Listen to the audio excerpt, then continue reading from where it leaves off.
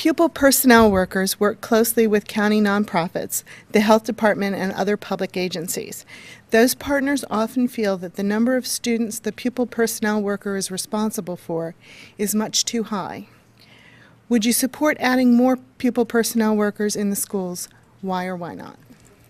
Mr. Aquino. I think the pupil personnel workers are part of our staff that is, I think, sort of the silent heroes. They do a lot of work in conjunction with social services agencies to help the folks that really need the help. As far as budgets and such, it's always a question of allocation of resources. I think right now everyone would agree that we'd love to have more, and we'd like to have more of a lot of things. We'd like to have more teachers. We'd like to have more support staff who can help the teachers. But it is a question of resources. And I don't want to underplay or overplay the value of the pupil personnel workers, but like lots of important people on our staff, as budgets allow, I think that's an area we can look to increase. Mr. Ballinger. Well, I take that position and even broaden it more. I think one of the challenges that we need to do is to make sure that our support staff, meaning the teachers, the part-time teachers who are coming in there being one-on-ones with our students, people who are coming in, and the staff who are interacting with the community and also with the government agencies need to be made sure that, number one, that we respect their job, and number two, that we're going to keep their job there. And one of the things that I've talked about is that with a $4 million give back to the county, we could make sure that some of these support staff are made into county and also into school system employees, so we can offer them benefits and we can make sure that they're there and they're rewarded for the quality of job they do. And I think that's one of the areas that we need to look at is in that staffing area. Okay. Mr. Proudfoot. I would support finding as many ways as possible to get our students into school, to identify those students who are homeless or who are in need of support, so that they can enroll in school and feel safe.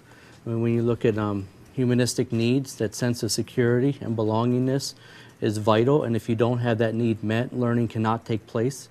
I think those pupil personnel workers have a big part in that. I also think they do some of the legwork that free up administrators' time to be the instructional leader within the building. So as pupil personnel workers are going out and talking to the community, the administrator has more time, so to speak, to devote to instruction. I also think it needs to be a community partnership where we have to have community liaisons and parental liaisons to provide support to the community as well. We can't rely on one person or a couple people to do the job. It's a total school community effort. Mr. Meshkin.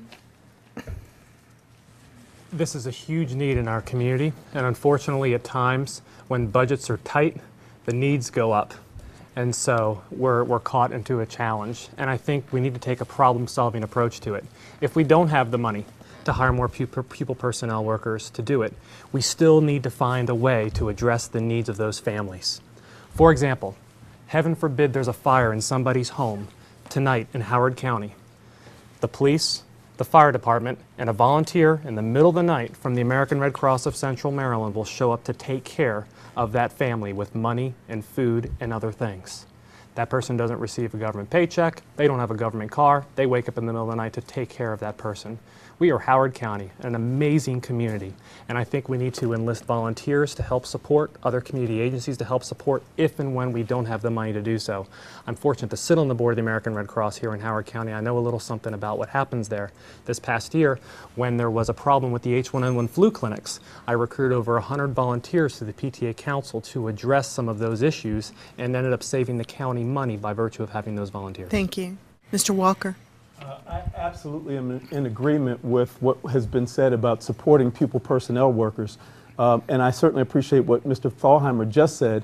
In 2005, I started, as I mentioned earlier, with a group of fathers, started a mentor program at Mount Hebron High School to help reach some students who were who were really falling way below the achievement gap. And that program exists today. I backed out of it 2 years ago. My oldest son, who is a graduate of University of Maryland, has been helping with the input of other fathers to continue as a facilitator of that program. And we are still meeting the needs of students who have need for additional support outside of the classroom. I've also, for last year, served as a parent supporting one of our pupil personnel officers in one of our high schools. On Tuesday mornings, he meets with a group of students at the beginning of school. I've been going in there and just sharing with them as well. I think it's important for our community to get engaged and get involved, and for us to support pupil personnel workers. Thank you.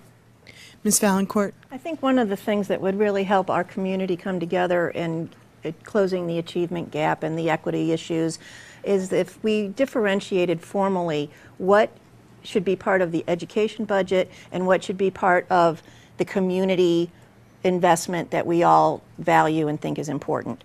For example, the flu vaccine situation is a perfect model to use for subsequent exercises like that.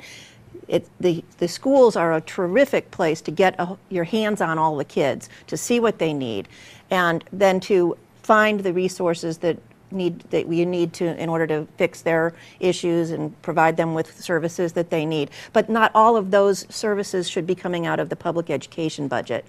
I think we should be using our community charitable organizations and our community government formally to take care of the needs that the kids have that are precluding them from being able to learn, and do that in a more formal way.